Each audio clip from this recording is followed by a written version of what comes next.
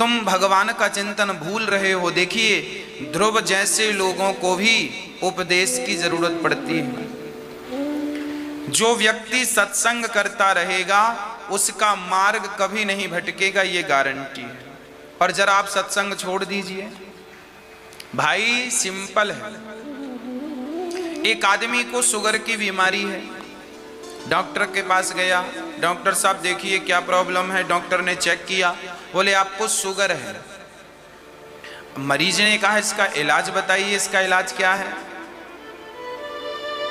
क्या इलाज है इसका?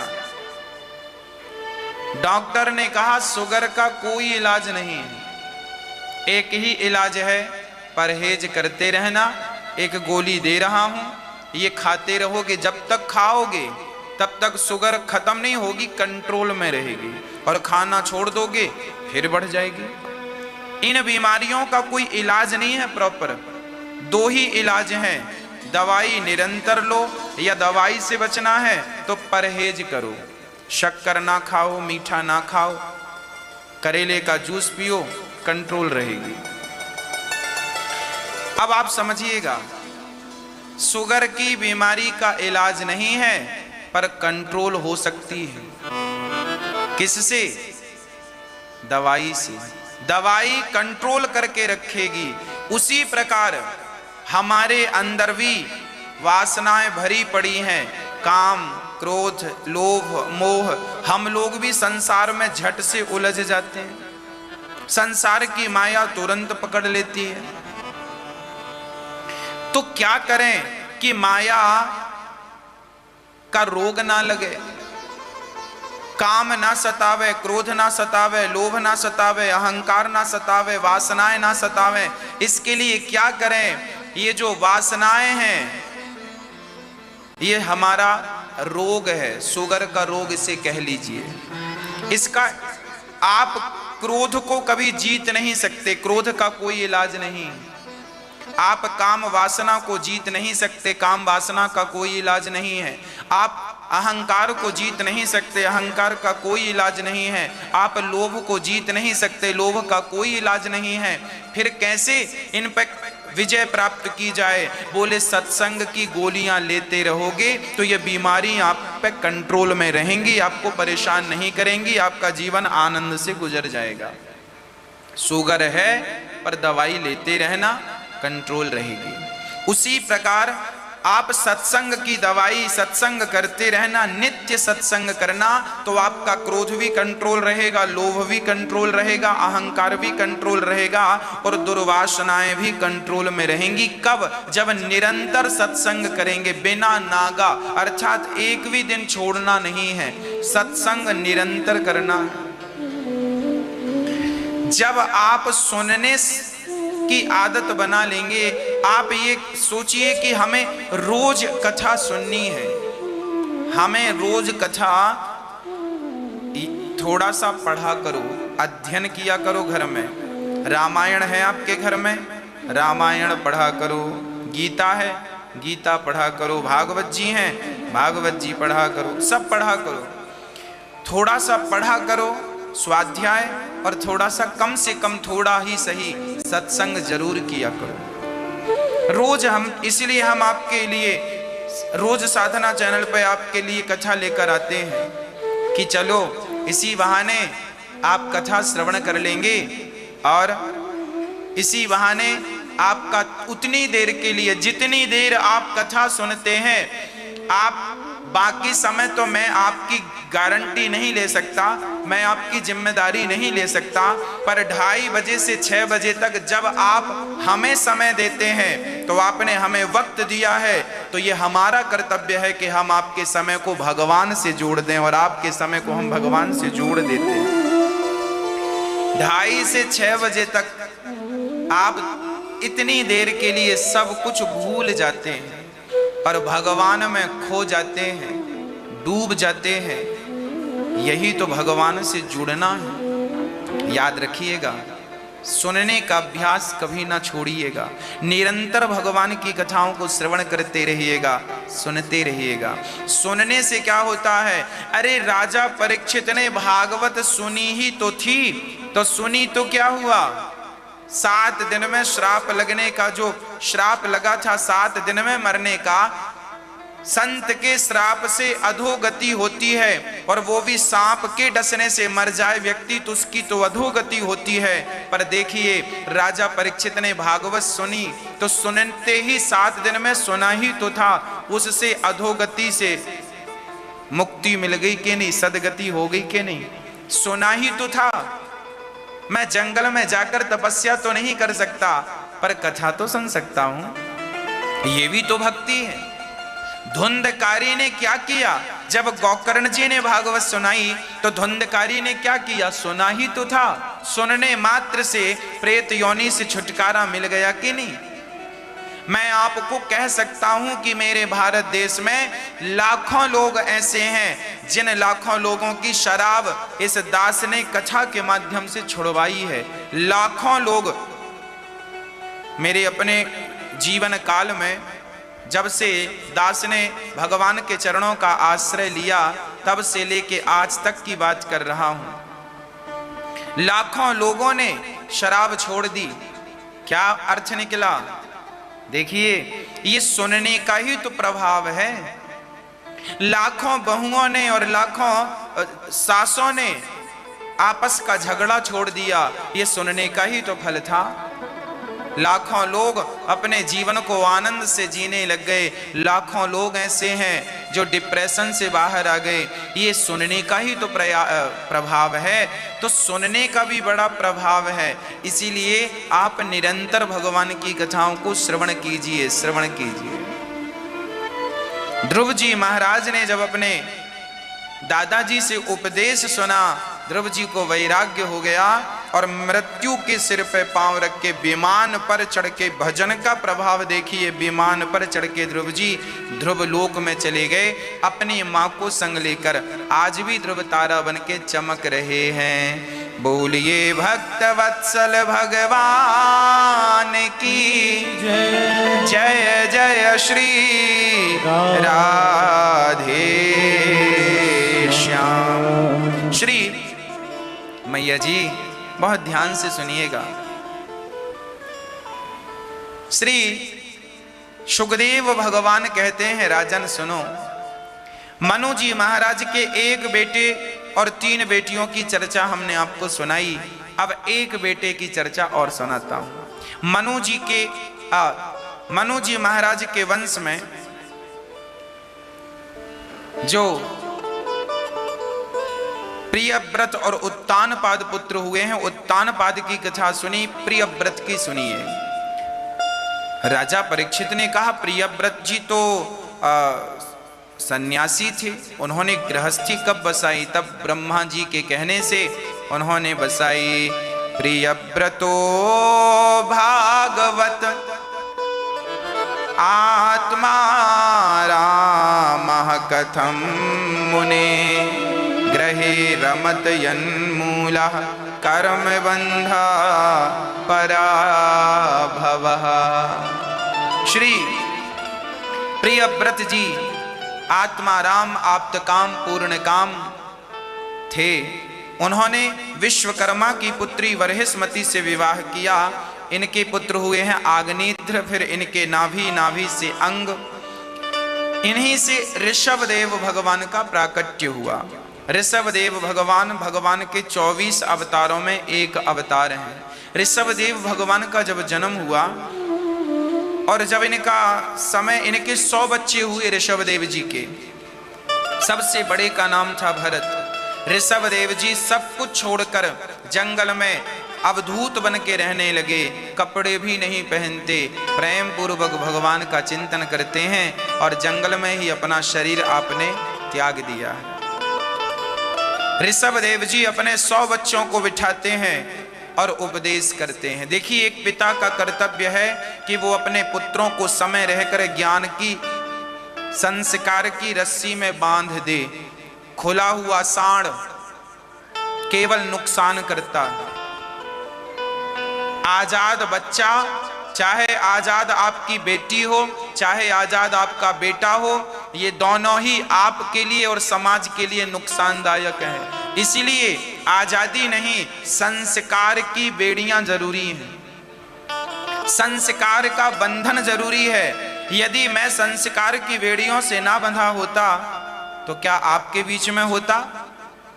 किसी गली मोहल्ले में बैठकर शराब पी रहा होता, सिगरेट पी रहा होता, क्योंकि कुसंग तो हर जगह है। यदि मुझे कुसंग से कोई रोकता है तो मेरे अंदर के संस्कार ही तो रोकते हैं। इसलिए समय रहते अपने बच्चों को संस्कार दे देना कि कल को उनके रास्ते पर कुसंग आ भी गया तो कुसंग पर सत्संग हावी हो, सत्संग पर कुसंग हावी ना हो जाए। हाँ, इसलिए आपसे मेरी बार बार प्रार्थना है, बच्चों को आजाद ना छोड़िए। बेटी हो बेटा हो, मैं बता दूं, आजाद खुला मत छोड़िए किसी को। सबको संस्कार की, स्त्री भी संस्कार की बेड़ियों में अपने आप को बांध के रखे और पुरुष भी संस्कार की बेड़ियों में अपने आप को बांध के रखे। अरे हमारे संस्कार ही तो हमारी पहचान है।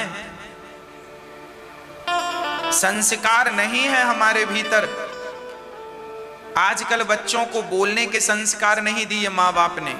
कैसे बोला जाता है, अपने से बड़ों से कैसे बात की जाती है, तू तड़ाक करके तो बात करते हैं, रे और बे शब्दों का प्रयोग करते हैं। क्या यही संस्कार हैं? आज श्री ऋषभदेव जी अपने बच्चों को बिठाए और देखो बिठाकर सारी बातें समझा रहे हैं, कैसा व्यवहार होना चाहिए हमारा।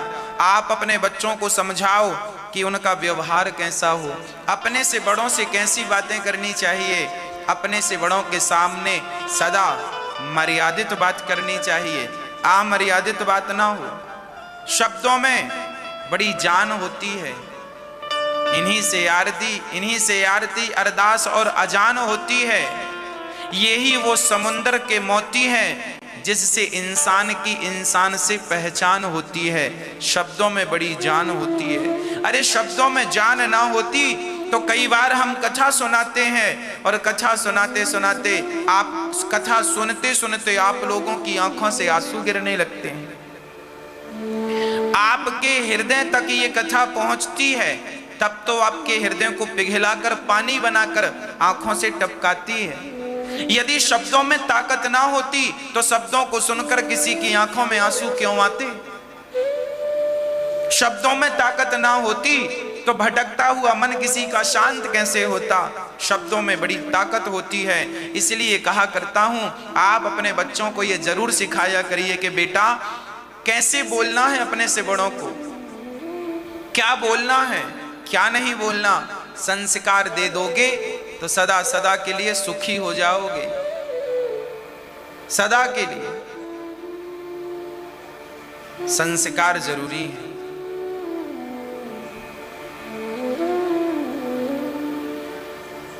आज अपने बच्चों को बिठाकर क्या कह रहे हैं जरा सुनिएगा। एक बाप अपने बेटे को क्या संस्कार दे रहा है ये देखिए, भागवत जी में लिखा हुआ। ऋषभदेव जी कह रहे हैं, नायम देहो देह भाजाम्रलोके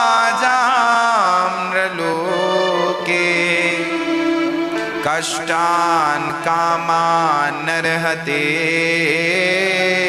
बिडभुजाम। ये तपो दिव्यम पुत्रिकायेन सत्वम सोऽध्यैद्यस्मात् ब्रह्म सौख्यम त्वनन्तम। सुनो, ऋषभदेव जी अपने बच्चों से कह रहे हैं, नायम देहो देह भाजाम नरलोके। ये शरीर जो हमारा है, ये शरीर हमें क्यों मिला है? कभी इस क्यों का उत्तर प्राप्त करने की कोशिश करना।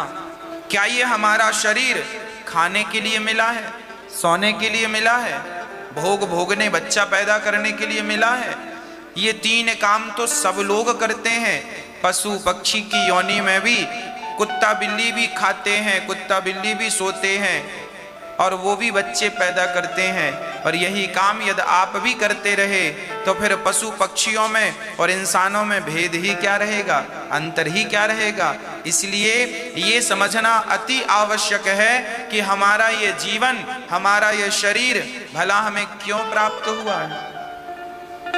इसके पीछे उद्देश्य क्या है?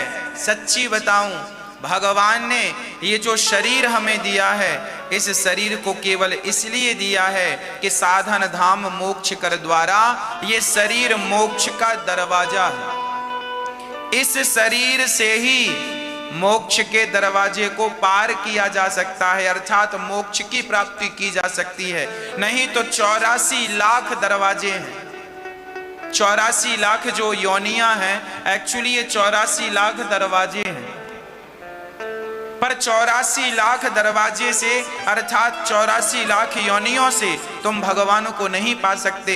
यदि पाने की ताकत है उस परमात्मा को तो केवल इस मनुष्य के शरीर से है, और इस तन को पाकर भी कोई भगवान को ना पाए तो बताओ उसके जैसा अभागा कौन होगा। सुना हूं उमाते लोग अभागी, हरि तज विषय होहि अनुरागी। जो भगवान को भूलकर विषयों की ओर लगे हैं ये अभागी नहीं तो और क्या है, इन्हीं को तो अभागा कहते हैं। इसलिए अभागी मत बनना, सदा भगवान का चिंतन करना, पल भर के लिए भगवान को विसारना मत। ऐसा ऋषभदेव जी अपने बच्चों से कह रहे हैं। ये कहकर ऋषभदेव जी गए। पिता के उपदेश का बच्चों पर इतना प्रभाव पड़ा, 9 बच्चे योगी हो गए, सब छोड़कर भगवत चिंतन बड़े विद्वान हो गए। और बड़े सबसे भरत जी वो राजा बने, बड़ी ईमानदारी से प्रजा का पालन किया, और अंत में सबका त्याग करके पत्नी का, पुत्र का, पैसों का, अपने बच्चों को राजा बनाकर और सारा सुख छोड़कर घर से निकल गए। आज किसी के घर में सारी सुख सुविधाएं होती हैं ना, तो वो व्यक्ति घर छोड़ के जाने की सोचता भी नहीं है। जबकि आपने सुना हो कि दशरथ जी यही सोच रहे थे कि मेरे कान के बाल पक गए हैं, राम को राजा बनाऊं और जंगल में जाके तपस्या करके आत्म कल्याण करूं। पहले के राजा महाराजा भी ये सोचते थे कि बच्चों को राजा बनाऊं, योग्य बेटा हो जाए, राज्य देकर मैं भजन करूं, अपना कल्याण कर लूं। अपना कल्याण करना है तो केवल भजन ही एक साधन है, दूसरा कोई साधन नहीं। इसीलिए घर से निकलकर जंगल क्यों जाया जाता है, घर से दूर। हम ये नहीं कहते कि आप जंगल जाओ, आज तो वन विभाग ने सब जगह अपना पांव पसार रखा है, तो आप तो जंगलों में जा नहीं सकते। कोई जंगल ऐसा नहीं है जहां आप जाएं, वन विभाग के लोग पकड़ के बाहर कर देंगे, चलो क्या कर रहे हो। तो आप वन विभाग के लोगों के कारण जंगल तो नहीं जा सकते, पर आप तीर्थ यात्रा कर सकते हैं।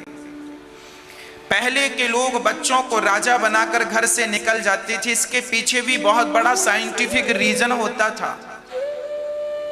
इसके पीछे भी बहुत बड़ी नीति हुआ करती थी बुजुर्गों की। क्या नीति? बोले बेटों को राजा बना देंगे, अर्थात घर की सारी जिम्मेदारी बेटों को दे देंगे और हम निकल जाएंगे, तो पता चल जाएगा कि हमारा बेटा योग्य है कि नहीं, संभाल पा रहा है कि नहीं। घर पे ही रहोगे तो पता नहीं चलेगा संभाल रहा है कि नहीं, निकल कर देखो पता चलेगा। श्री भरत जी सब छोड़कर चले गए जंगल, गंडकी नदी के किनारे भगवान का भजन करने लगे। आप भी सब कुछ छोड़कर थोड़ी थोड़ी देर का अभ्यास। देखिए, आप अपने घर से 1 महीने के लिए वृंदावन आए, माना कि 1 महीने के लिए जगन्नाथपुरी आए, माना कि, तो 1 महीना जब आप जगन्नाथपुरी में रहेंगे और वृंदावन रहेंगे तो क्या होगा? आप रोज जगन्नाथ जी का दर्शन करेंगे, रोज बिहारी जी का दर्शन करेंगे, वृंदावन का दर्शन करेंगे। आप रोज भगवान का दर्शन करेंगे, कानों में राधा नाम कृष्ण नाम पड़ेगा, और धीरे धीरे क्या होगा? आप अपने बच्चों से दूर हो जाएंगे।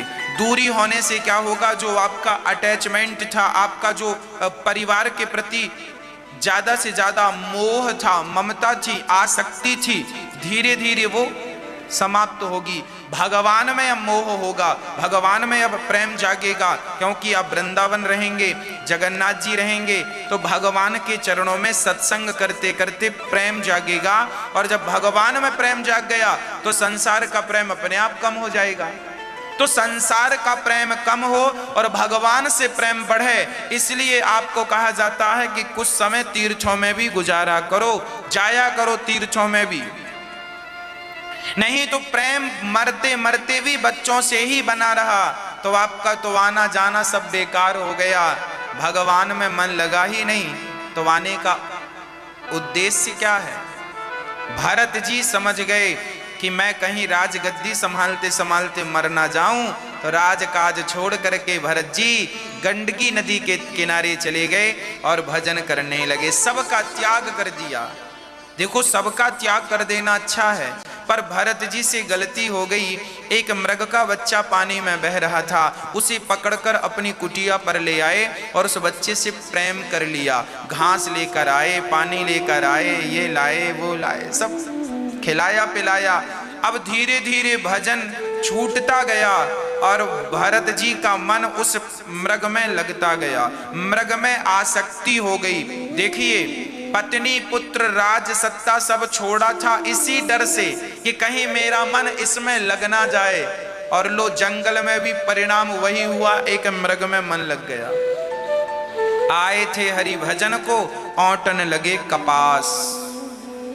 कहां कहां मन लगाता है आदमी, इसलिए हम आपसे कहते हैं जरा सावधान हो जाइए। भारत जैसे ज्ञानी ने एक मृग में मन लगाया और जब उनके प्राण निकले तो मृग का चिंतन करते करते मरे। अंते यामति सागति, यमराज ने हिसाब किताब किया, कहा जाओ आप मृग का चिंतन करते करते आए हैं, सो मृग की योनि में जाओ। भारत जैसे ज्ञानी को मृग की योनि में आना पड़ा। क्यों? क्योंकि आखिरी समय चिंतन मृग का हुआ, और घर छोड़े किस लिए थे कि चिंतन भगवान का हो, पर लो जंगल में भी चिंतन मृग में हो गया।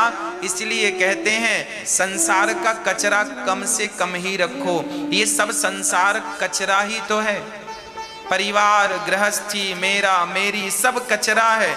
इस कचरे से अपने आप को दूर रखो और केवल भगवान भगवान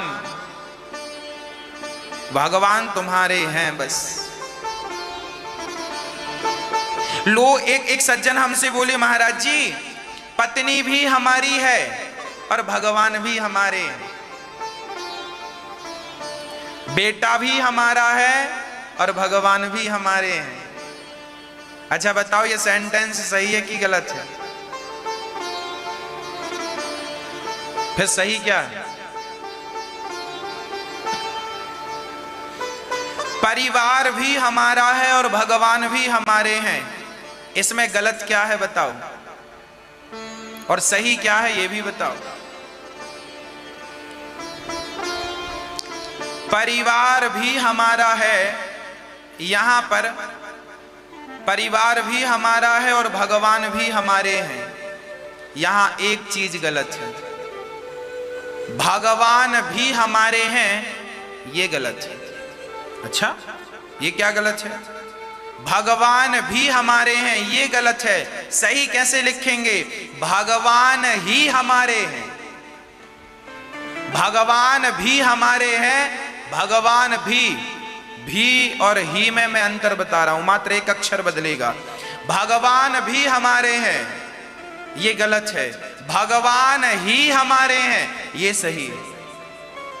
पर लोग गलती करते हैं, लोग कहते हैं महाराज जी हमने सवेरे अगरबत्ती जलाई थी, ओम जय जगदीश हरे आरती भी करी थी, भजन किया, अब भाई पत्नी भी हमारी है और भगवान भी हमारे हैं, ये गलत हो गया। भगवान भी हमारे हैं ये गलत है, भगवान ही हमारे हैं ये सही है। उनके सिवा हमारा कोई नहीं है। हाँ, भीतर से ये सेट कर लो कि भगवान ही हमारे हैं, पर व्यवहार जगत में सबसे व्यवहार करो। हम ये नहीं कहते सबका त्याग कर दो, व्यवहार सबके साथ करो। अच्छा एक बात बताओ, सिंपल बात समझा रहा हूं। एक लड़की जब विवाह करके आती है, अपने पति के संग फेरे लेकर आती है ससुराल, तो अब पत्नी कहे सुनो जी मैंने तुमसे विवाह किया है, सेवा तुम्हारी बस करूंगी और किसी की सेवा नहीं करूंगी, ना सास की ना ससुर की ना किसी की सेवा। तो अब बताओ इससे पति प्रसन्न होगा कि दुखी होगा? दुखी होगा। अरे भाग्यवान, तुमने विवाह तो हमसे किया है, तुम्हारे पति तो हम ही हैं, पर हमारे माता पिता, अब ये तुम्हारे भी माता पिता है, जो हमारा है वो तुम्हारा है। अब इस व्यवहार को निभाना तो पड़ेगा। अच्छा, एक बात और है, पत्नी कहे सुनो जी, मैं 23 घंटे तुमसे प्यार करूंगी, 1 घंटा की हमें जरा आजादी दो, 1 घंटा हम किसी और से प्यार करेंगे, चलेगा? बोलो। पत्नी 23 घंटा पति से खूब प्यार करे, पर 1 घंटा पड़ोसी से प्यार कर रही है, चलेगा? कोई पति स्वीकार करेगा? नहीं, गलत। अरे एक घंटे की छोड़ो, 50 साल तक पत्नी अपने पति से प्यार करे, 50 साल तक पत्नी अपने पति से बहुत प्यार करे, और 25 मिनट के लिए पड़ोसी से प्यार करने लग जाए और पति देख ले, तो 50 साल का सब कुछ खत्म हो जाएगा कि नहीं? तुरंत। हाँ या ना? हम केवल समझाने के लिए आपको ये सब बता रहे हैं, आपको हम जो समझाना चाहते हैं उसके लिए आप इसको समझिए।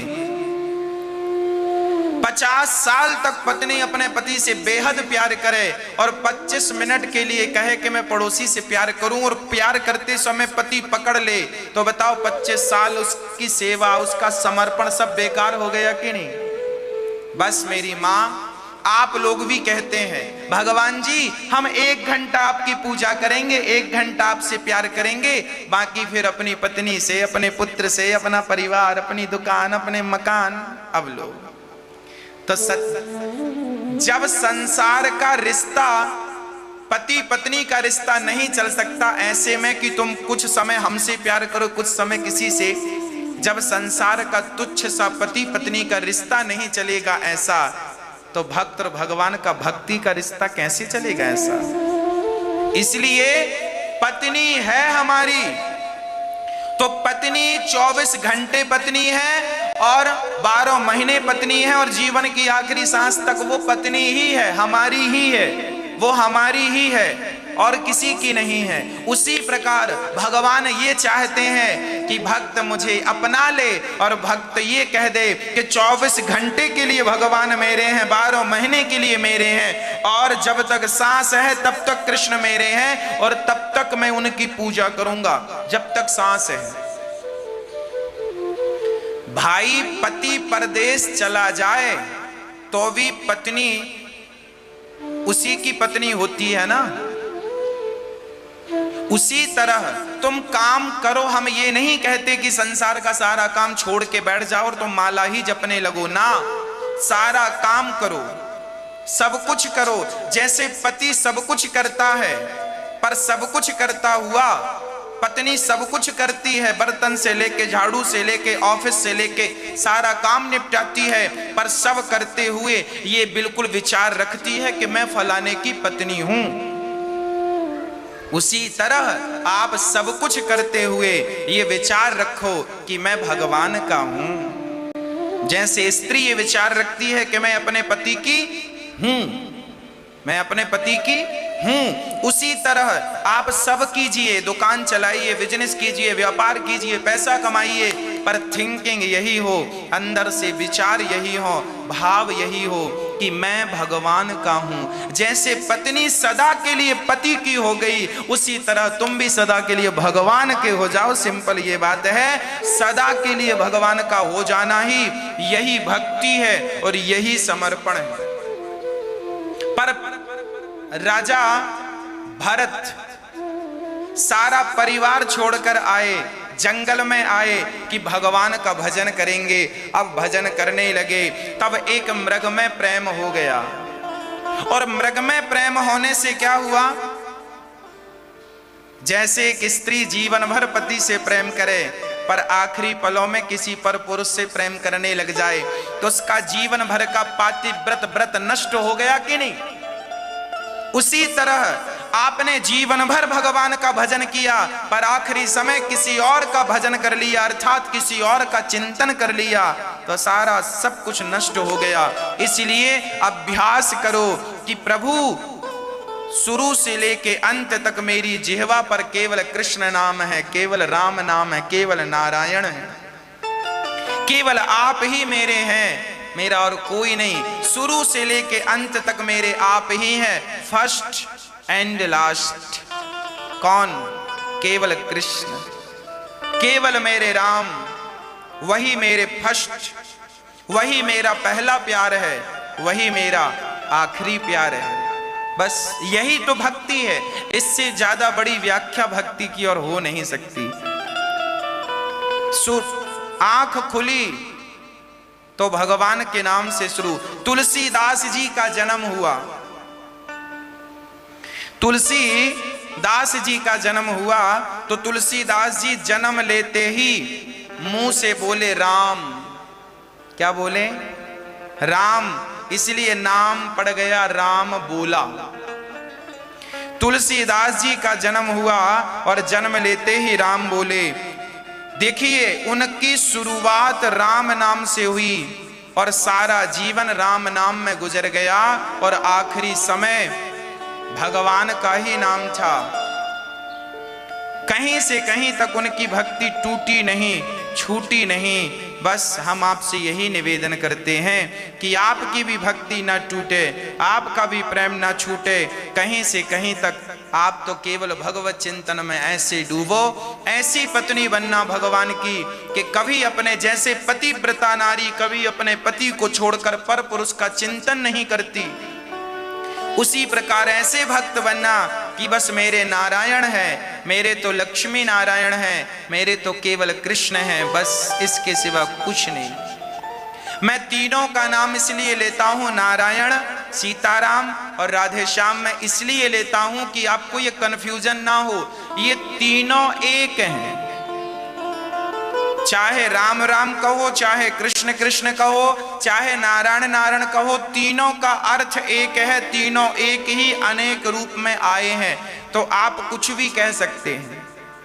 मीराबाई कृष्ण की दीवानी थी, पर मीराबाई भी पायो जी मैंने राम रतन धन पायो, राम नाम गाया है कि नहीं? मतलब राम और कृष्ण में कोई भेद नहीं है।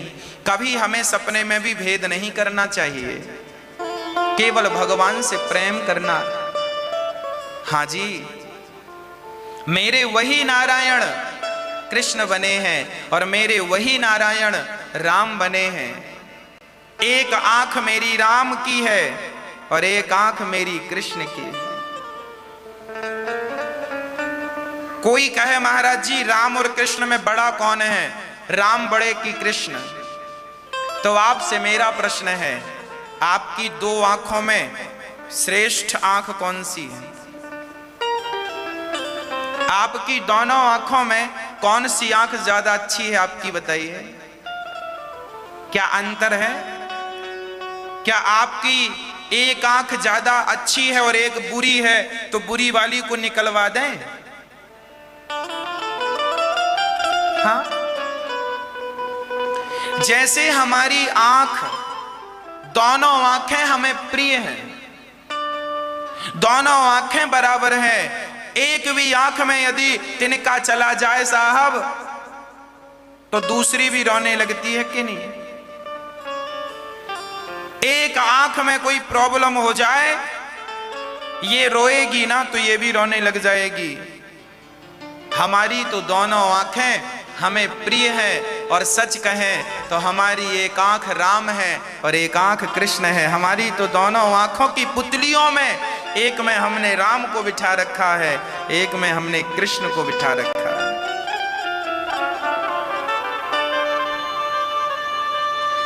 तो भगवान का नाम सदा हमें लेना चाहिए, और नाम की महिमा तुलसीदास जी महाराज लिख रहे हैं। तुलसी जाके मुखन ते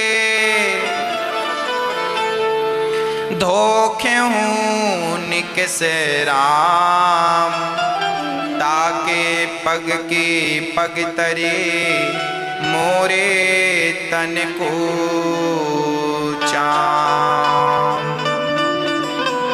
तुलसीदास जी ने इतनी बढ़िया, आज तक ऐसी बात किसी ने नहीं कही जैसी बात गोस्वामी तुलसीदास जी लिख रहे हैं।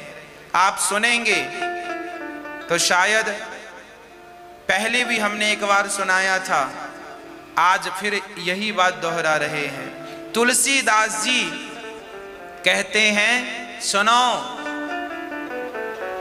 जिसके मुख से एक बार राम निकल जाए, धोखे से जान करना, आप धोखे से राम नाम बोल दें, जिसके मुख से एक बार धोखे से राम का नाम निकल जाए, तुलसीदास जी कहते हैं कि जब मैं मर जाऊं तो मेरे शरीर को चिता पे जला मत देना। तो किसी ने कहा, तुलसीदास जी क्या कह रहे हो? अरे हमारी सनातन परंपरा में तो जलाने का ही विधान है, जलाया जाता है मुर्दे को। तुलसीदास जी ने कहा, मेरे शरीर को मत जलाना। तो क्या करेंगे? तो गाड़ दें जमीन में। बोले ना, गाड़ना भी मत, ना तो मेरे शरीर को जलाना, ना तो मेरे शरीर को गाड़ना। तो क्या जंगल में फेंक दें तुम्हारे शरीर को? बोले ना, जंगल में भी मत फेंकना। अरे जंगल में मत फेंको, गाड़ो मत जमीन में, चिता में मत रखो, तो तुम्हारे शरीर का करेंगे क्या मरने के बाद? तुलसीदास जी कहते हैं, जब मैं मर जाऊं तो मेरे शरीर की चमड़ी उतार लेना और उनके पांव का जूता बनाकर पहना देना। उनको जिनके मुख से धोखे से भी एक बार राम का नाम निकल गया हो, उनके पांव का मैं जूता बनना चाहूंगा। ये शरीर, ये चमड़ी उनके पांव के जूते में लगा देना, जिनके मुख से धोखे से भी राम का नाम निकल गया हो। ये तुलसीदास जी के शब्द हैं। राम नाम की आप महिमा नहीं जानते, कृष्ण नाम की महिमा नहीं जानते, नारायण नाम की महिमा नहीं जानते। मत जानो तुम कुछ भी, पर तुम राम राम बोलना सीख लो, कभी तुम्हें समझ में आ जाएगा कि क्या महिमा है इसकी। इसीलिए संत जन कहते हैं, कलयुग केवल नाम आधारा, सुमरि सुमरि नर उतरहि पारा। अजामिल जैसा पापी भी नाम के बल पे तर गया, और ये भरत जी महाराज नाम जप रहे हैं, नारायण नारायण नारायण। प्रहलाद जी ने नाम के बल पे पाया, ध्रुव जी ने नाम के बल पे पाया, मीरा जी ने नाम के बल पे पाया, नरसिंह जी ने नाम के बल पे पाया, तुकाराम जी ने नाम के बल पर पाया। इन महापुरुषों ने सबने भगवान के नाम के बल पर पाया है। इसलिए आप और हम भी उनका नाम जप लें। बस हम तो देखो, ना वेद पढ़ना जानते हैं, ना व्याकरण पढ़ना जानते हैं, ना उपनिषदों का भी हमें ज्ञान है, ना पुराणों का भी हमें बोध है, ना हमें कुछ याद रहता है। हमारी तो मंद बुद्धि है, एक में मंद मोह बस कुटिल हृदय अज्ञान। मैं तो अज्ञानी हूं, कुछ नहीं जानता। मैं आज पढ़ता हूं, कल भूल जाता हूं, कुछ भी याद नहीं रहता। पर एक बात बताऊं, तुम कुछ भी मत जानो, राम नाम जान गए, राम नाम सीख गए तो सब कुछ सीख गए। एक बड़े विद्वान थे, सबको शास्त्रार्थ में हरा दिया करते थे, बड़े उच्च कोटि के विद्वान थे। एक बार वो विद्वान काशी चले गए। अब काशी के विद्वान शंकर जी के पास भागे, हे भगवान, ये तो बड़ा ज्ञानी है, इससे तो शास्त्रार्थ हम करेंगे नहीं, और यदि हार गए तो काशी की नाक कट जाएगी। सारे विद्वान काशी विश्वनाथ भगवान शंकर के पास गए, हे भोलेनाथ कृपा करो। शंकर जी बोले, चिंता ना करो, वो विद्वान आ रहे हैं, उनको कबीरदास जी के पास भेज देना। अब विद्वान आए, बोले, चलो भाई, हमसे कोई शास्त्रार्थ करो।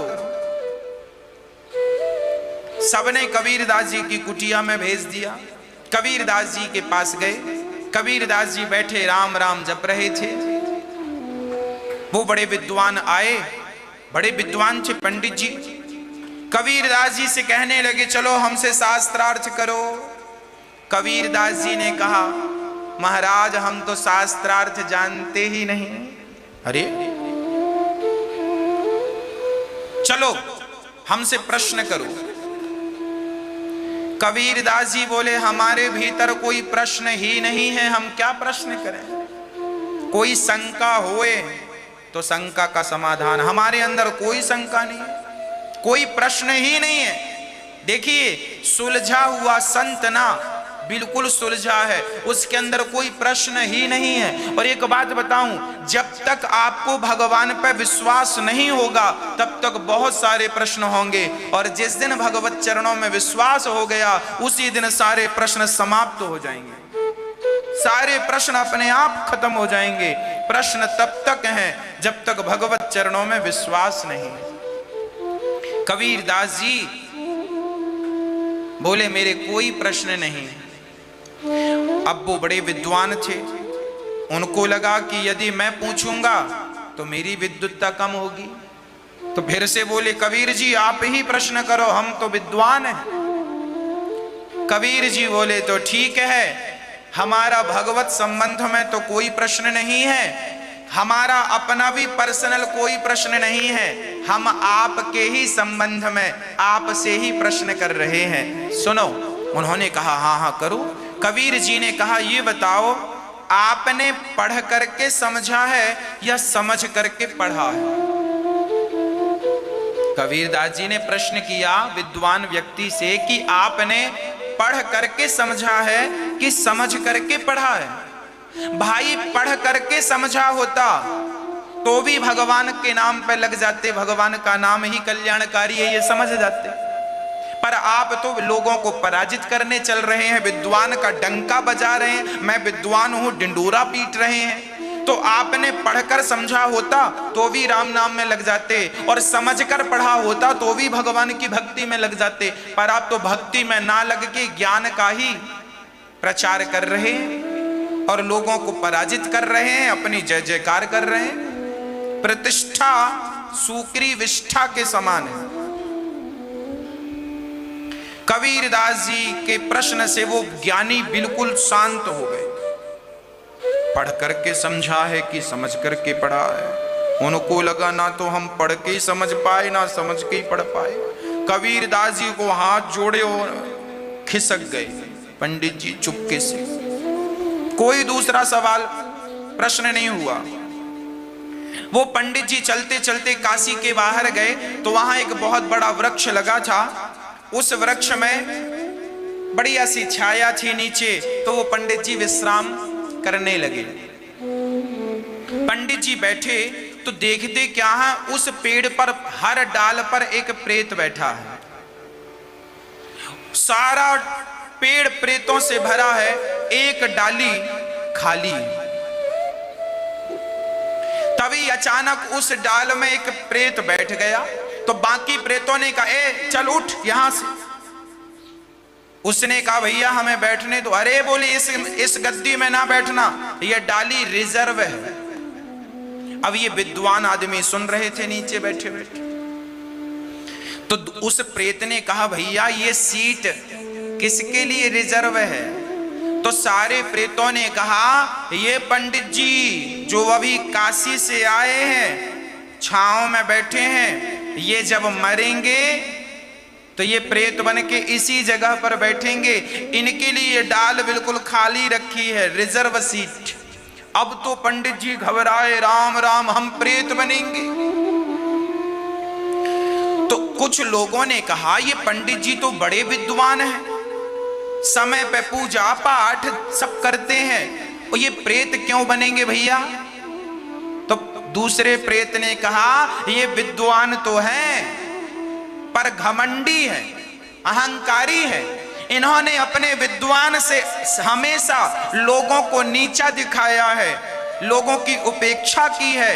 अब आप विद्वान हो गए और चार लोगों के बीच में बैठकर किसी की बोलती आपने बंद कर दी, आपने उसका अपमान कर दिया, भरी सभा में कह दिया तुम क्या जानते हो, हम तो सब जानते हैं। आपने अपनी विद्या से किसी का हृदय प्रसन्न तो नहीं किया, बल्कि बहुत लोगों का अहंकारवश आपने दिल दुखाया है।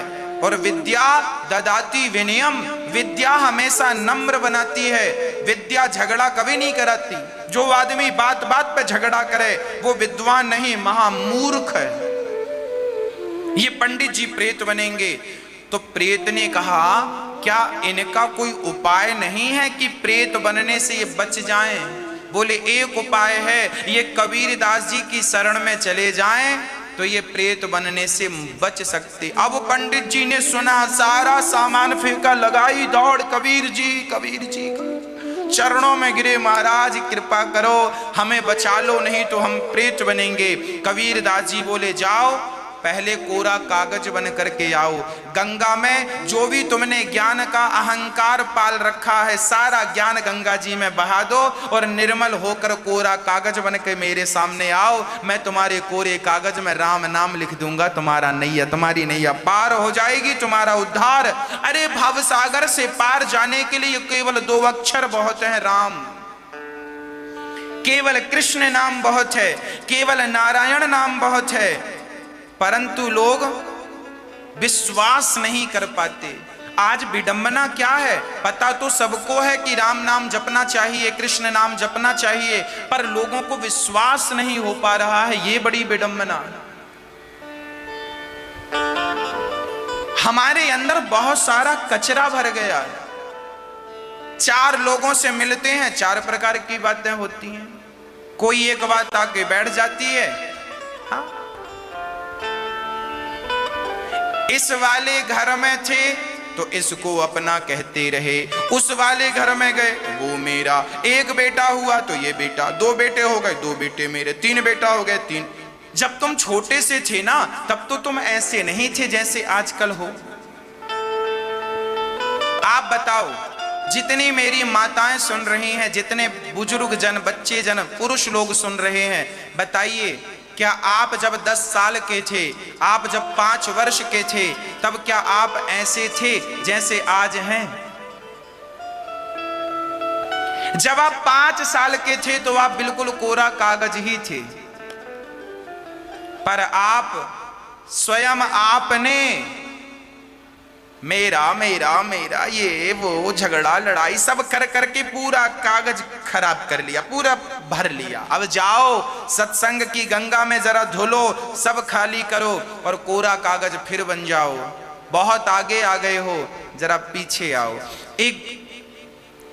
एक बहुत बढ़िया व्यक्ति था दौड़ में, उसने कई बार गोल्ड मेडल जीते, रेस में हिस्सा लेता था, गोल्ड चैंपियन था, उसके जैसा दौड़ने वाला कोई नहीं। एक दिन उसके घर में एक चोर ने घुसकर चोरी की और चोरी करके जब चोर भागा तो उसकी नींद खुल गई। उसने देखा चोर भाग रहा है, अब ये तो दौड़ में नंबर 1 है और चोर भाग रहा है, इसने भी लगाई दौड़। इसको लगा चोर आगे आगे मैं पीछे पीछे, मैं कैसा गोल्ड चैंपियन के चोर को ना पीछे छोड़ूं। तो साहब ने इतनी जोर से दौड़ लगाई कि चोर पीछे रह गया और स्वयं आगे निकल गए। और जब आगे निकले तो गांव वालों ने कहा, अरे भैया आप सवेरे से कहां दौड़ रहे हैं? अरे बोले चोर हमसे आगे दौड़ रहा था, हमें लगा हम तो गोल्ड मेडलिस्ट हैं और हम चोर के आगे, तो हमने चोर को पीछे छोड़ा, हम आगे आ गए। हम वास्तविक में चैंपियन थे, हैं और रहेंगे। हमने चोर को, गांव वालों ने कहा चोरी किसके घर में हुई? बोले हमारे घर में। और तुम्हारी घर में चोरी हुई और तुमने ही चोर को पीछे छोड़ दिया? ऐसी दौड़ में भी आग लगे। ऐसा आदमी बताओ, जिसे पकड़ने निकला था वो तो पीछे रह गया।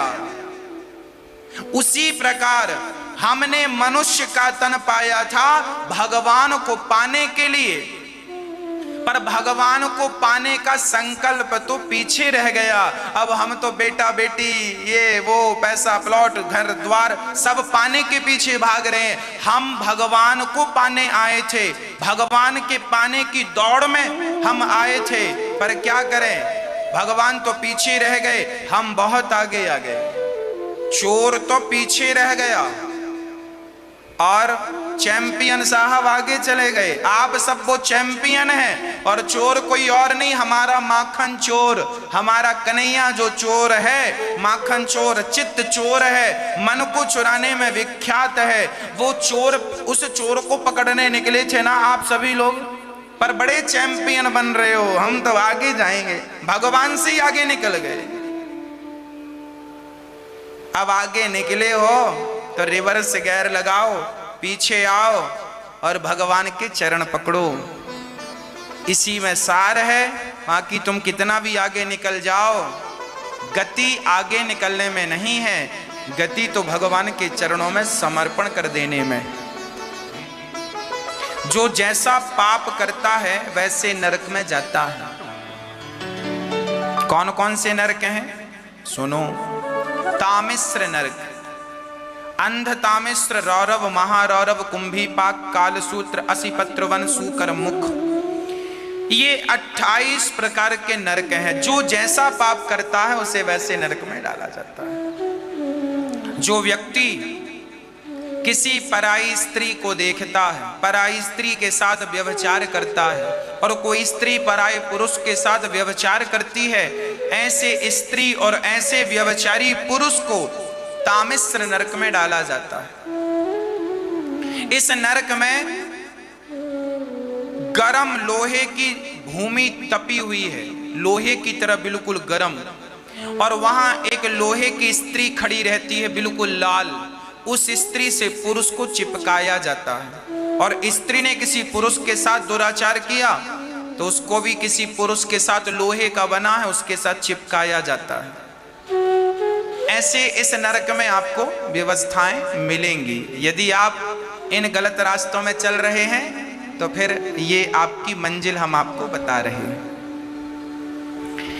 इस नरक में जाने वाले व्यक्ति को कुछ खाना पीना नहीं मिलता।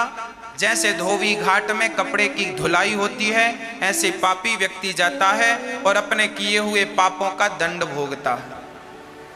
उसके बाद जो व्यक्ति मांस खाता है, मछली, मुर्गी, अंडा, आप लोग तो मांस नहीं खाते होंगे, सत्संगी लोग हैं, जो खाते हैं उन्हें खाने दीजिए, उन्हें कथा सुनवाएं तो वो भी छोड़ें, पर आप गंदी वस्तुओं का सेवन ना करें। किसी जीव की हत्या हम सब के लिए पाप है। हाँ, श्री सुखदेव भगवान कह रहे हैं, राजन सुनो, जो मछली खाता है, मुर्गी, किसी जीव को मार डालता है अपने स्वाद के लिए, ऐसे लोगों को अंध तामिश्र नरक में डाला जाता है। वहां बड़ी बड़ी कढ़ाइयां हैं, उन कढ़ाइयों में तेल उबल रहा है, आपको और हमें जीरे की तरह छौंक दिया जाता है। तड़पता है व्यक्ति, रोता है, चीखता है, पर अब साहब पाप किए हो तब दंड तो मिलेगा। जैसी करनी वैसी भरनी, आज किया कल पाएगा, आज नहीं पाएगा। आज तुम पाप कर रहे हो ना, बड़ा मजा आ रहा है ना, करो करो करो पाप। जब दंड मिलेगा तब नानी याद आएगी। इसलिए आज तक कोई बचा, पितामह भीष्म जैसे लोगों ने यदि पाप किया तो कर्मों का फल भोगना पड़ा कि नहीं। बाणों की सैया पर लेट गए पितामह। क्यों? पितामह भीष्म जैसों को बाणों की सैया क्यों मिलती है? क्योंकि इन्होंने किसी जन्म में एक सांप को उठाकर कांटों के ढेर में फेंका था और कांटे चुभ गए थे, उस सांप को तड़प तड़प कर मर गया। जब सांप को कांटों की सैया पे पितामह ने लेटाया किसी जन्म में, तो वो पाप इस जन्म में इन्हें उसकी सजा मिली। आपके किसी भी जन्म के पापों की सजा कभी भी मिल सकती है, कभी भी मिल सकती है। हमने 100 जन्म पहले जो पाप किए हैं, उन 100 जन्म पहले पापों का फल भी हमें आज मिल सकता है। और 100 जन्म पहले जो पुण्य किए हैं, जरूरी नहीं है कि पिछला जन्म का हो। 100 जन्म पहले धृतराष्ट्र ने पूछा वेद व्यास जी से कि मैंने तो कोई पाप नहीं किया, फिर मेरी आंखों के सामने, मेरे सामने मेरा 100 बच्चे मर गए, आपस में लड़ गए, मेरा वंश नष्ट हो गया, मैंने तो कोई पाप नहीं किया, फिर किस पाप की सजा मिली कि मेरे सारे बच्चे मर गए? कौन सा पाप किया मैंने? कौन सा पाप किया?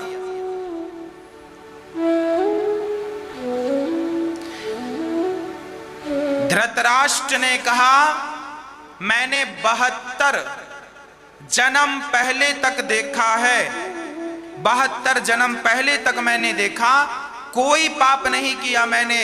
व्यास जी ने कहा, आपने अपना 73वां जन्म नहीं देखा।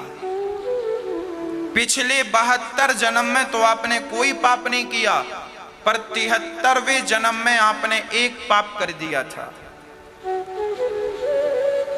आप राजा थे,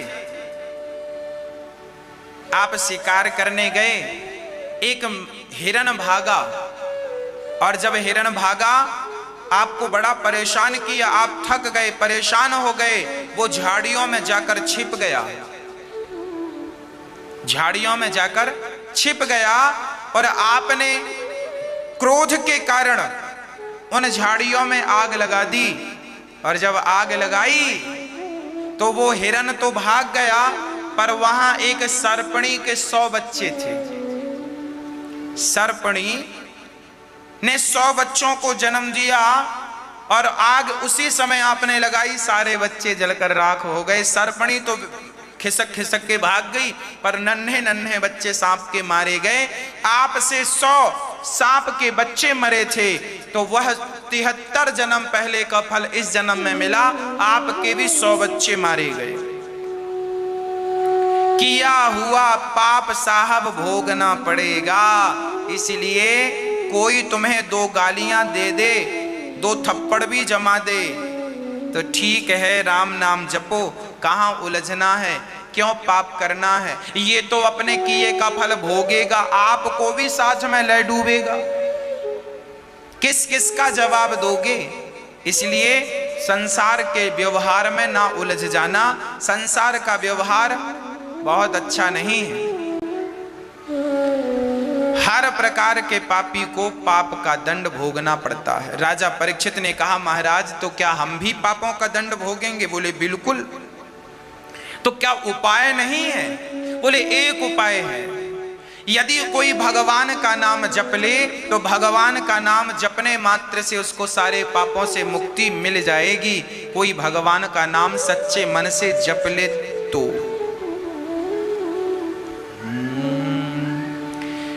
कान्य कुब्जे ध्वजः कश्चित् दासीपति रजा मिलः, नामना नष्ट सदाचारो दास्या संसर्ग दोषितः। एक अजामिल नाम के ब्राह्मण रहा करते थे। उन्होंने एक स्त्री से प्यार कर लिया, एक वैश्या से दिल लगा लिया, और उस वैश्या के गर्भ से बहुत सारे बच्चे उत्पन्न किए। बच्चों के लालन पालन में जीवन गुजर रहा था। बुढ़ापा आ गया था, पत्नी के प्यार में ही उलझे पड़े थे, पुत्रों के मोह में उलझे पड़े थे, भगवान से कोई दूर दूर तक कोई संबंध नहीं था। पर एक दिन अचानक घर में संत आ गए।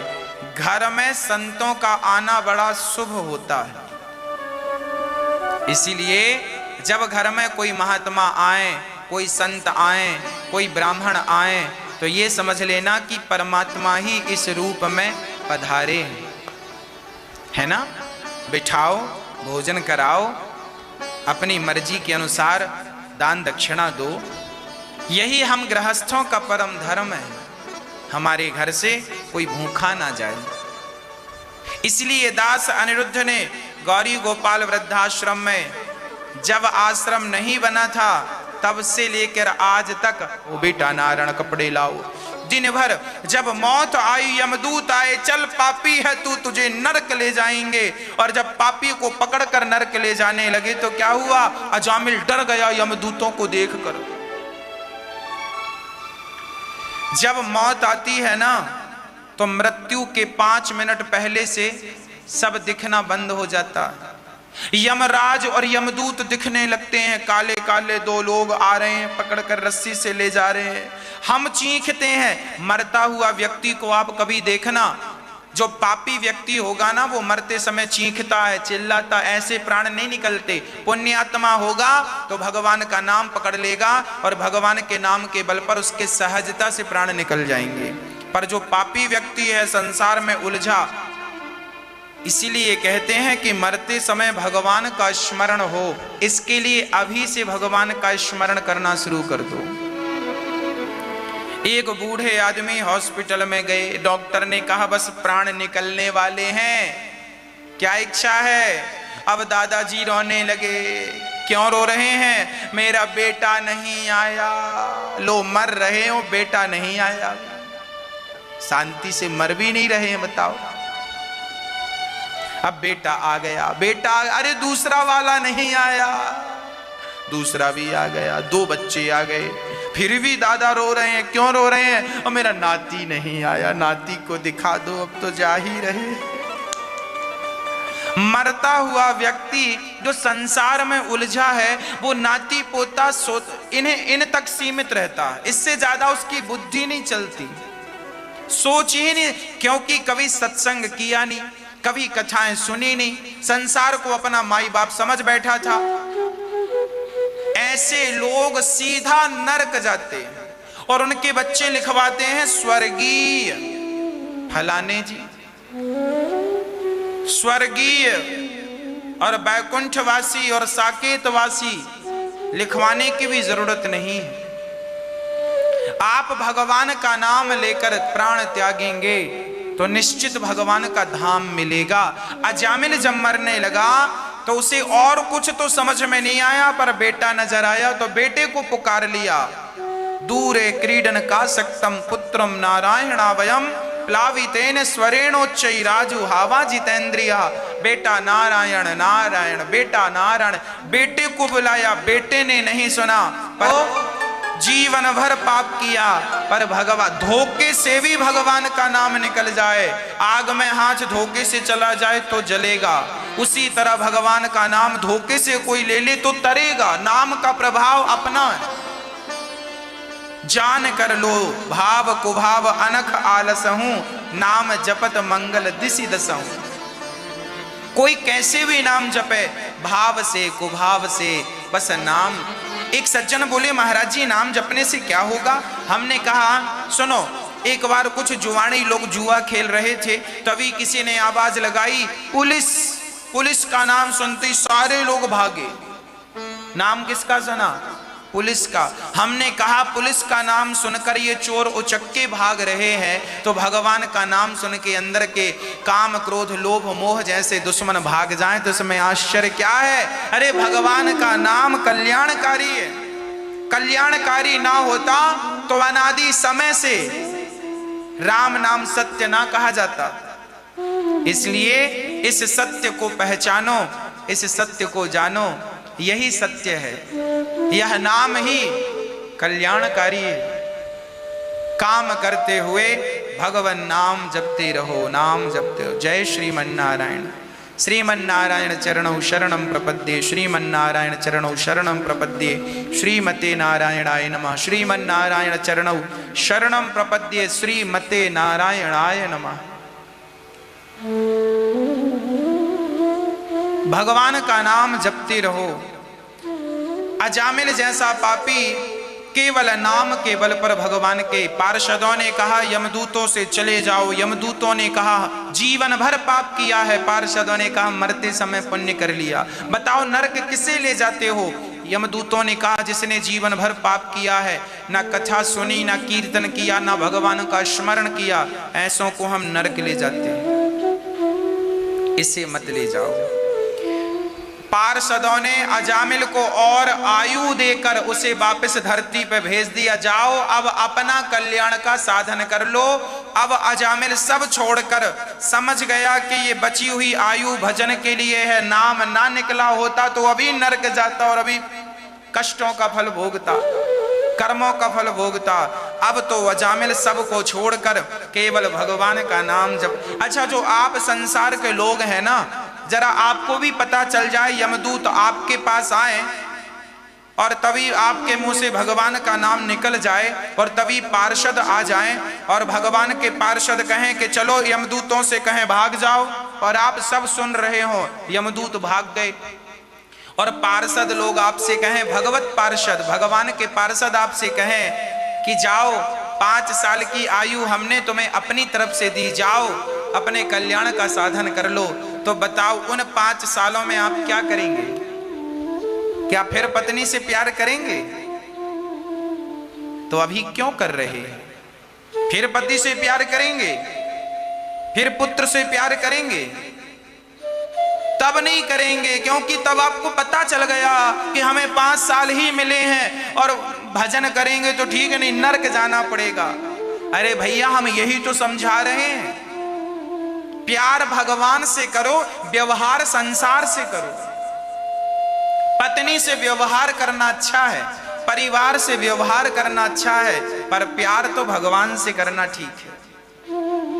व्यवहार जगत अच्छा है, पत्नी बढ़िया है, पति अच्छा है, पुत्र अच्छा है, परिवार सब बढ़िया, मकान दुकान सब अच्छी है, पर प्यार भगवान से। समय कम है, हम आपको बता रहे हैं, भगवान ये समझिएगा भगवान ने कहा है जो हमसे, वही हम आपको बता रहे हैं। कर लो अपना कल्याण, नहीं तो बाद में बहुत पछताओगे, मौका भी नहीं मिलेगा दोबारा।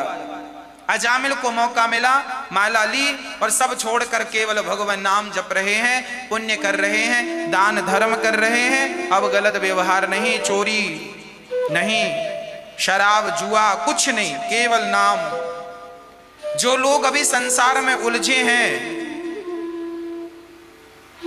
जरा इन्हें बता दो कि समय कम है। भगवान कई बार आकर अपने भक्तों को ज्ञान देते। एक बार इंद्र ने अपने गुरुजी का अपमान कर दिया, गुरुजी नाराज होकर चले गए। इंद्र ने विश्वरूप को अपना गुरु बनाया और नारायण कवच की दीक्षा ली। ओम हरिर्विदध्यान मक्रमः खेवतु विश्वरूपः। नारायण कवच की दीक्षा लेकर इंद्र बड़े प्रसन्न हुए, दैत्यों को पराजित किया और विश्वरूप ने यज्ञ किया तो राक्षसों को उन्होंने आहुति दी। इंद्र ने देखा कि गुरुजी ने दैत्यों को भी आहुति दी तो गुरु का सिर काट दिया और इंद्र को ब्रह्म हत्या लगी। इंद्र ने अपनी ब्रह्म हत्या 4 लोगों में बांटी, स्त्री को, जल को, वृक्ष को और पृथ्वी को दी और इंद्र उस हत्या से आजाद हो गए। स्त्री को हत्या दी, आज वह रज के रूप में दिखाई पड़ती है, रजस्वला। वृक्षों में गोंद के रूप में, पृथ्वी में बंजर भूमि के रूप में, जल में झाग के रूप में ब्रह्म हत्या नजर आती है। तब विश्वरूप के पिता त्वष्टा ऋषि ने यज्ञ किया और वृत्तासुर को प्रकट किया। वृत्तासुर इंद्र से युद्ध करने चले, तब दधीची ऋषि की हड्डियों का इंद्र ने वज्र बनाकर और युद्ध किया। दधीची ऋषि एक संत थे जिन्होंने अपनी हड्डियों का दान किया था। जन कल्याण के लिए दान करना चाहिए। हम क्यों कहते हैं? इसलिए कहते हैं कि शास्त्र कहते हैं दान सबसे बड़ी, सबसे जरूरी, आज यदि कुछ है तो दान जरूरी है। अब बताओ, आज कोरोना काल में ऑक्सीजन की क्या कीमत है सबको पता चल गई कि नहीं? ऑक्सीजन की वैल्यू क्या है सबको पता चल गई कि नहीं? अब आप बताओ कि हम लोग जब से जन्म लिए हैं, एक एक सिलेंडर ऑक्सीजन का 50-50 हजार रुपए में भी मिल रहा है मैया। मैंने न्यूज देखी तो बताया कि कालाबाजारी हो रही है, जिनको जरूरत है एक सिलेंडर ऑक्सीजन का 50-50 हजार रुपए में बिक रहा है। अब सोचो कि 4 घंटे की ऑक्सीजन 50 हजार की है, 4 घंटे की ऑक्सीजन 50 हजार की है। चलो 50 हजार ना सही 10 हजार की है, तो ये विचार करो कि 4 घंटे की ऑक्सीजन यदि 10,000 की है तो जन्म से आज तक आप लोगों ने इतनी ऑक्सीजन ली है, इस हिसाब से आप भगवान के कितने ऋणी हो गए हैं, कभी सोचा है आपने? कितने हम ऋणी हो गए हैं, ये ऋण कैसे चुकेगा? अरे भगवान हमें ऑक्सीजन का दान मिले, खाद मिले, पानी मिले, ताकि वो वृक्ष खड़े हो पाए। ऐसा नहीं कि लगाया और छोड़ दिया। जिम्मेदारी, प्रकृति ने हमें ऑक्सीजन दी है तो हमारा भी फर्ज है कि हम ऑक्सीजन वापस करें। वृक्ष लगाकर ही वापस की जा सकती है ना ऑक्सीजन। इसलिए आप भी इन वृक्षों की सेवा से जरूर जुड़िएगा। हम ये सारे पुनीत काम केवल आप सभी के सही, इसलिए कहते हैं दान किया करिए। क्या होगा आपके दान से? ये दास अनिरुद्ध या तो गरीबों को भोजन कराता है, वृद्ध माओं की सेवा करता है, संतों की सेवा करता है, अन्न क्षेत्र चलता है, गौ सेवा और वृक्षारोपण, इन सब के लिए आपका प्यार भरा सहयोग तो जरूरी है ही। आप कितना बड़ा पुण्य करते हैं आपको पता नहीं है। आप जब थोड़ा सा सहयोग करते हैं ना तो बहुत बड़ा आपका सहयोग, हमारे लिए तो आपका छोटा सा सहयोग भी बड़ा है, क्योंकि आप सभी के सहयोग से हमने 1 करोड़ वृक्ष लगाने का सपना देखा है और उसे साकार भी कर रहे हैं। जल्दी से अगले महीने आप सब कुछ देखेंगे। प्रिय भक्तों, दधीची ऋषि ने जरूरत पड़ने पर अपनी हड्डियां दान कर दी। यदि हमारा शरीर समाज के काम आ जाए तो ये दास अनिरुद्ध आज अपना शरीर दान कर देगा।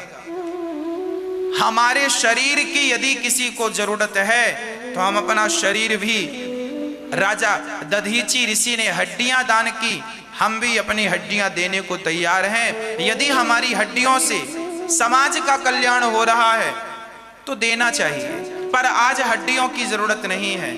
आज हमें आपके प्यार की जरूरत है। प्यार, सहयोग, केवल ये कह दीजिए कि हम इन सभी सेवाओं से जुड़े हैं और जुड़े रहेंगे।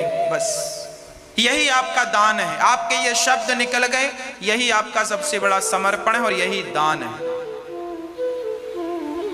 प्रिय भक्तों, इंद्र ने वज्र से युद्ध किया, वज्र के द्वारा युद्ध किया, और युद्ध जब कर रहे थे दधीची की हड्डियों के वज्र पर दृष्टि गई।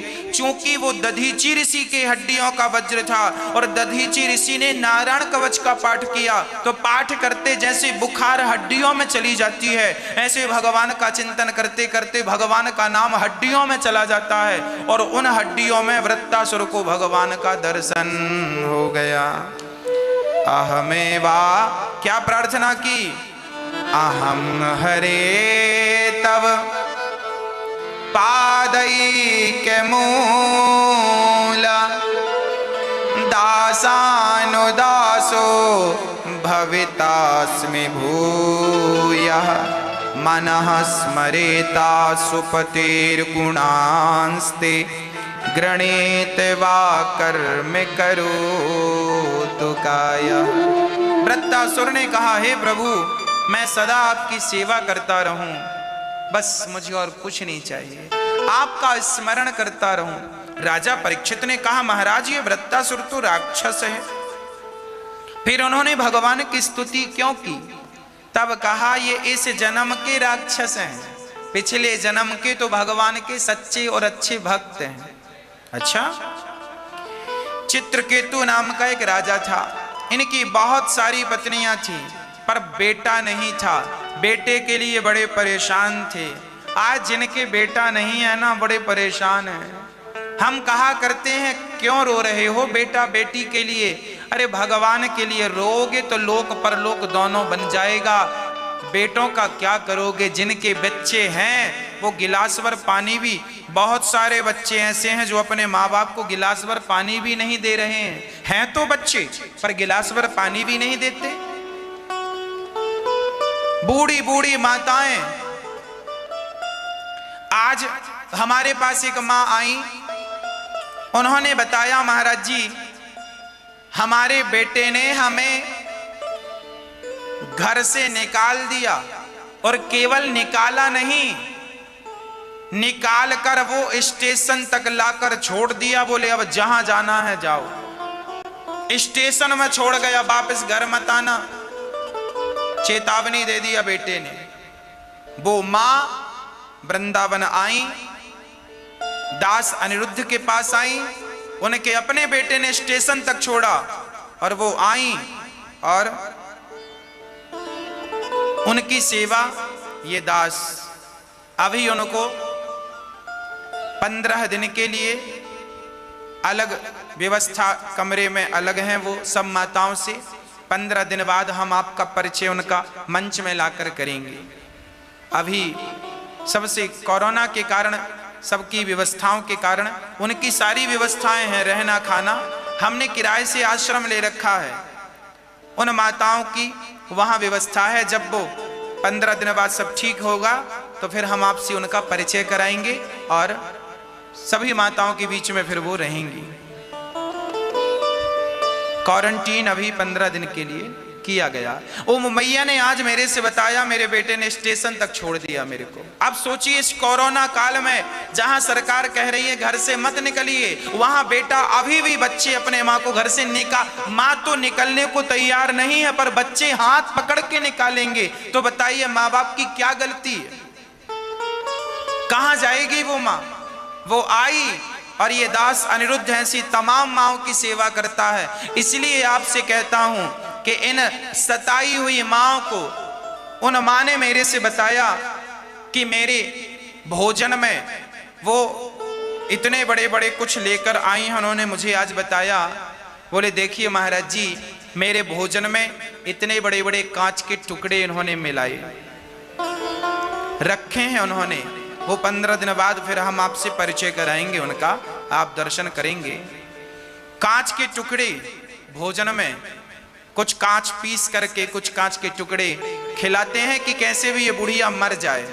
कौन कर रहा है? बेटा कर रहा है, औलाद जिसके लिए मंदिर मंदिर रोती थी ना मां मेरा बेटा हो जाए भगवान, बेटा बेटा, वही बेटा मां को हाथ पकड़ के स्टेशन छोड़ के आया।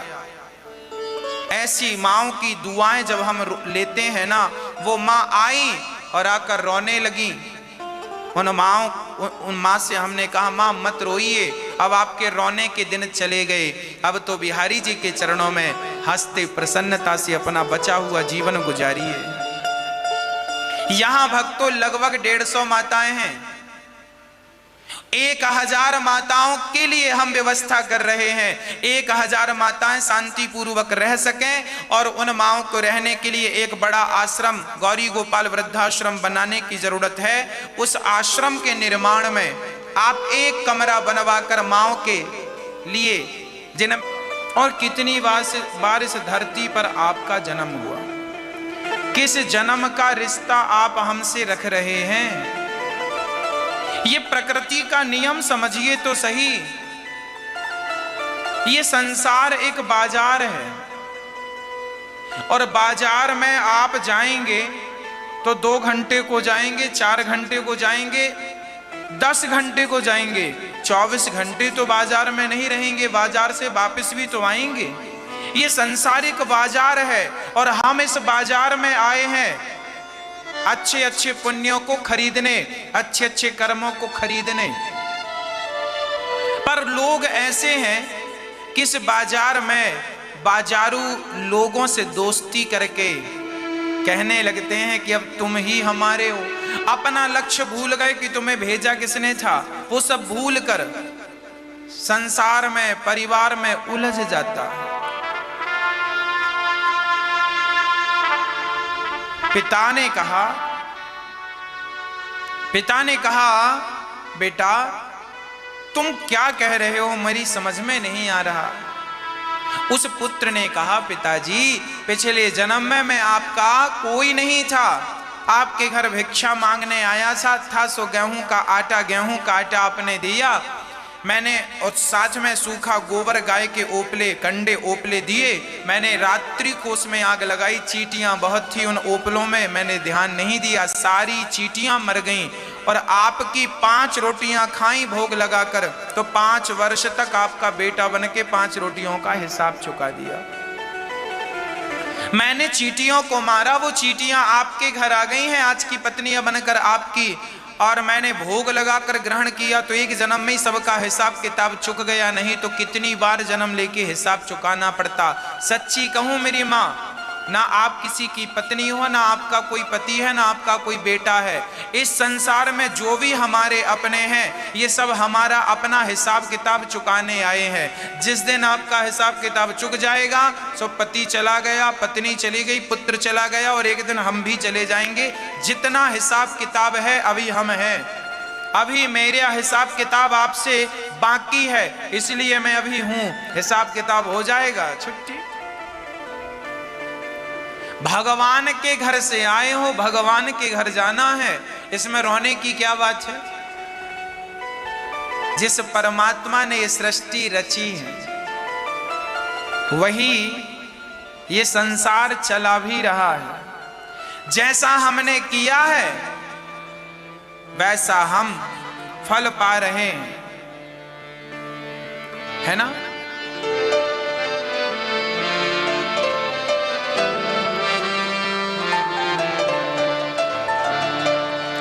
रचा है सृष्टि को जिस प्रभु ने, वही ये सृष्टि चला रहा है।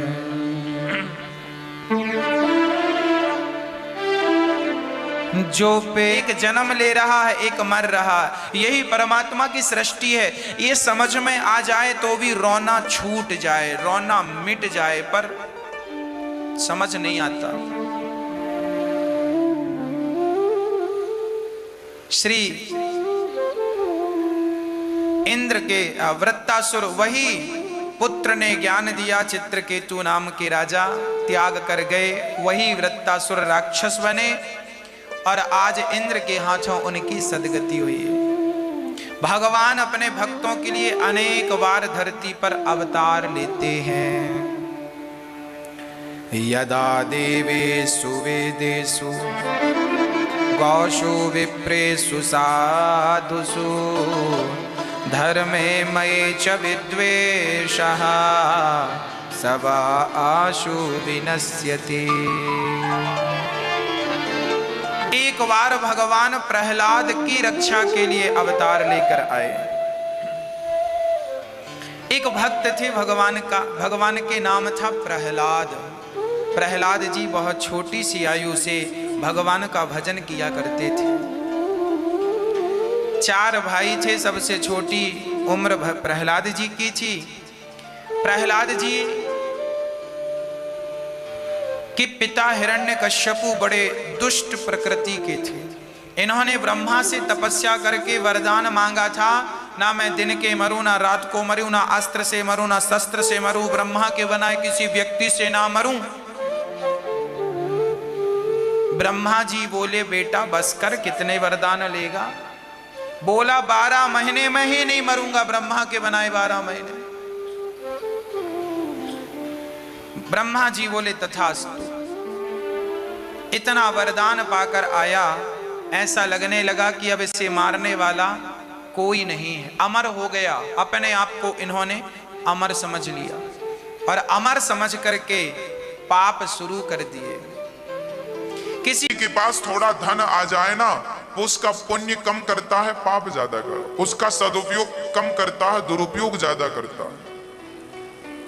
हिरण्यकश्यपु समाज में कहने लगे कोई भगवान का भजन नहीं करेगा, कोई भगवान की भक्ति, मैं ही भगवान हूं, मैं अमर हो गया हूं, ऐसा उन्होंने अपना प्रचार किया। उनके पुत्र प्रहलाद ही भजन करने वाले थे। एक कुम्हार, एक कुम्हारिन थी, वो कुम्हारिन मिट्टी के घड़े बनाती थी और भगवान का चिंतन करती थी। एक दिन प्रहलाद जी खेल में कुम्हारिन के घर के पास गए और वहां कुम्हारिन घड़े बनाकर भट्टा लगा रही थी और भट्टे पर आग लगाई, पकाने को घड़ा। तो वहां एक बिल्ली ने अपने बच्चे जन्म दिए थे घड़ों के अंदर, और आग लगी सो सारे बच्चे तड़पने लगे, म्याऊं म्याऊं करने लगे। कुम्हारिन ने भगवान से कहा, हे विधाता, मैंने सच्ची भक्ति की है तो मुझे मार देना, पर मेरे द्वारा ये हत्या का कलंक मेरे माथे पर ना लगे। ये कहकर कुम्हारिन माँ बस जोर जोर से श्री हरि हे नारायण रक्षा करो, श्रीमन नारायण चरणौ शरणम प्रपद्ये, श्रीमन नारायण चरणौ शरणम प्रपद्ये, श्रीमन नारायण चरणौ शरणम प्रपद्ये कहने लगी। और उसी क्षण गांव के लोगों ने आग में पानी डाला, सारे घड़े लगभग पक ही गए। एक घड़े के अंदर देखा तो घड़ा तो पक गया था, पके हुए घड़े में बिल्ली के बच्चे सलामत थे। ये देख प्रहलाद जी को विश्वास हो गया कि जिस परमात्मा की भक्ति में इतनी शक्ति है कि आग नहीं जला सकती, क्यों ना मैं उसी परमात्मा की शरण ग्रहण करूं, क्यों ना मैं उसी परमात्मा को पाऊं। उस दिन से प्रहलाद जी का विश्वास ऐसा जमा कि प्रहलाद जी निश्चिंत भाव से भगवान का भजन करने लगे, नारायण नारायण नारायण जपने लगे।